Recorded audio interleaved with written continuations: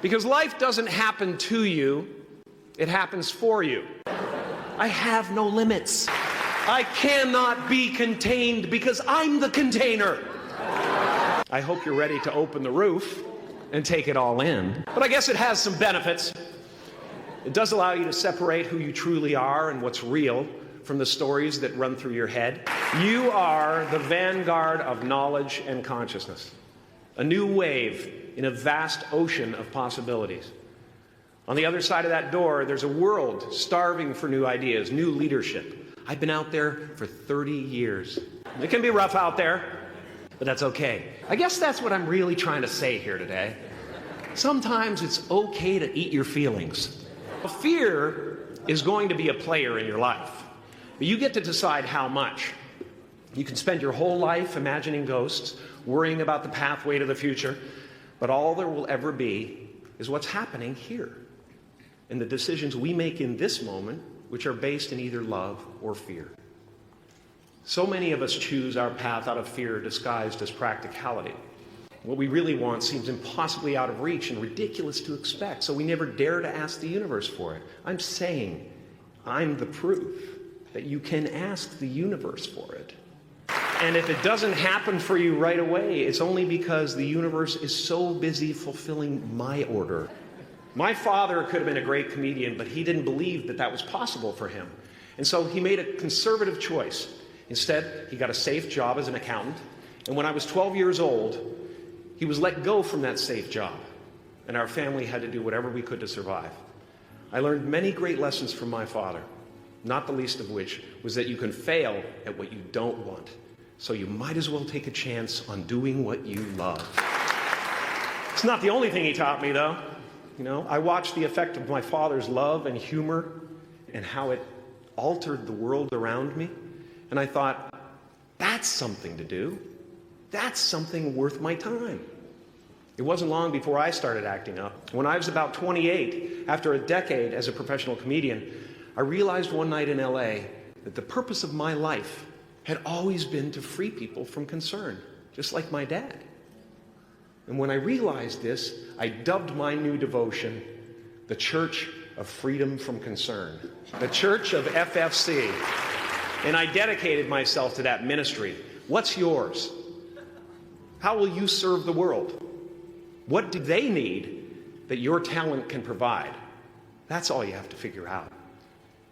As someone who's done what you're about to go and do, I can tell you from experience, the effect you have on others is the most valuable currency there is. Because everything you gain in life will rot and fall apart, and all that will be left of you is what was in your heart. My choosing to free people from concern got me to the top of a mountain. Look where I am. I am at the top of the mountain, and I was, and the only one I hadn't freed was myself. And that's when my search for identity deepened. I wondered who I'd be without my fame.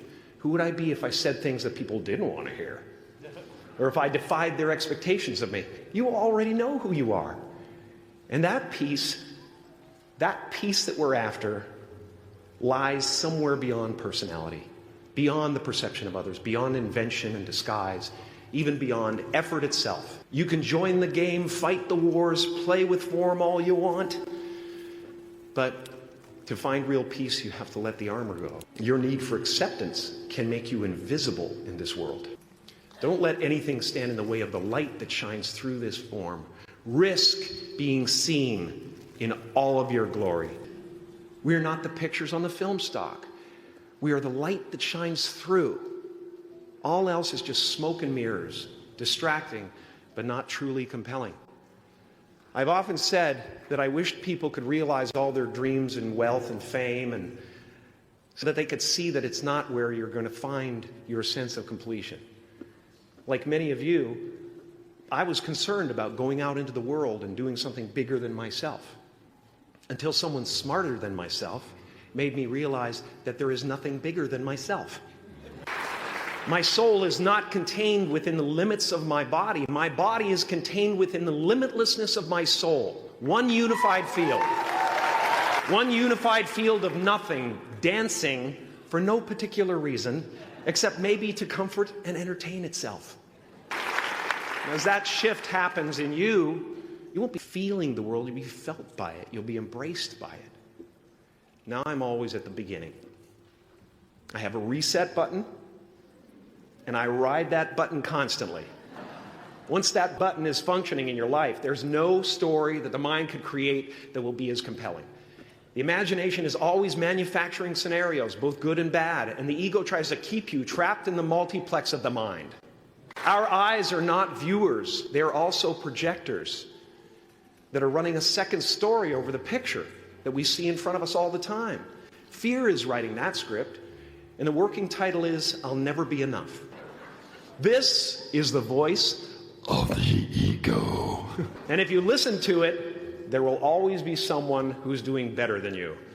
No matter what you gain, ego will not let you rest. It will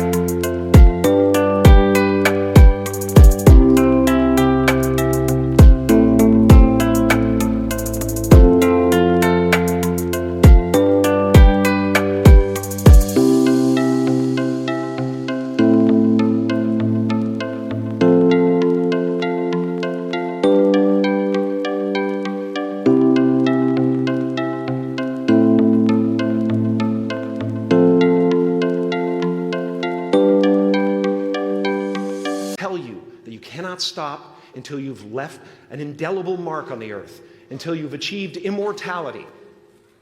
How tricky is this ego that it would tempt us with the promise of something we already possess? I just want you to relax. Relax and dream up a good life. I had a substitute teacher from Ireland in the second grade that told my class during morning prayer that when she wants something, anything at all, she prays for it and promises something in return, and she always gets what she wants.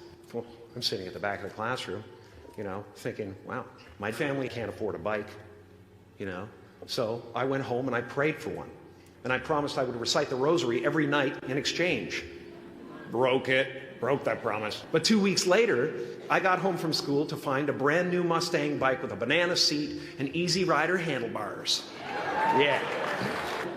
My family informed me that I had won the bike in a raffle that a friend of mine had entered my name in without my knowledge whatsoever. So that type of thing has been happening to me ever since. As far as I can tell, it's just about letting the universe know what you want and working toward it while letting go of how it comes to pass. Your job is not to figure out how it's going to happen for you, but to open the door in your head. And when the door opens in real life, just walk through it.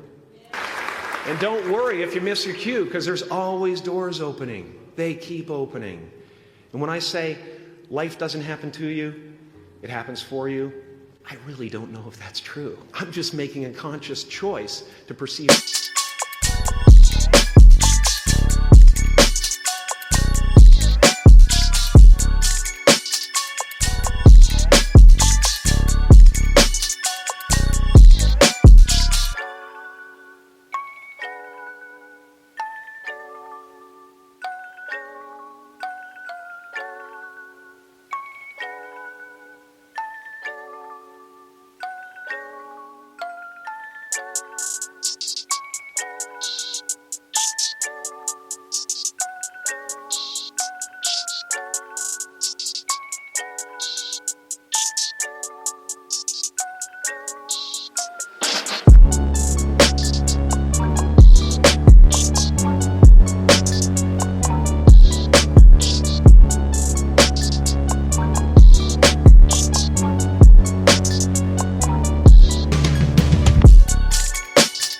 Challenges as something beneficial so that I can deal with them in the most productive way. You'll come up with your own style. That's part of the fun. Why not take a chance on faith as well? Take a chance on faith. Not religion, but faith. Not hope, but faith. I don't believe in hope. Hope is a beggar. Hope walks through the fire, and faith leaps over it. You are ready and able to do beautiful things in this world. And after you walk through those doors today, you will only ever have two choices: love or fear. Choose love, and don't ever let fear turn you against your playful heart.